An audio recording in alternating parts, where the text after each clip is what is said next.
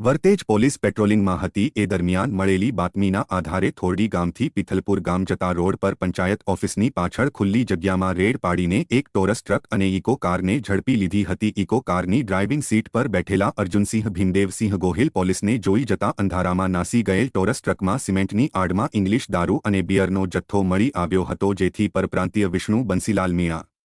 મનીષ ધર્મેન્દ્રભાઈ પુરોહિત અને શેતાનસિંહ છોટુસિંહ પવાર સહિત ત્રણેય શખ્સોને રાજસ્થાન પારસીગનો ટ્રક, ભાવનગર પારસીગની ઇકો કાર અને ઇંગ્લિશ દારૂનો જથ્થો તેમજ બિયરનો જથ્થો સહિત કુલ ₹18,58,130નો મુદ્દામાલ સાથે ઝડપી લઈ વર્તેજ પોલીસ સ્ટેશનમાં વિષ્ણુ બંસીલાલ મીણા, મનીષ ધર્મેન્દ્રભાઈ પુરોહિત અને શેતાનસિંહ છોટુસિંહ પવાર, અનિલ કલાર અને થોરડી ગામે રહેતા અર્જુનસિંહ ભીમદેવસિંહ ગોહિલ સહિત 5 શખ્સો સામે ગુનો નોંધાવી બંને આરોપીઓને ઝડપી લેવા સહિતની કાર્યવાહી હાથ ધરી છે.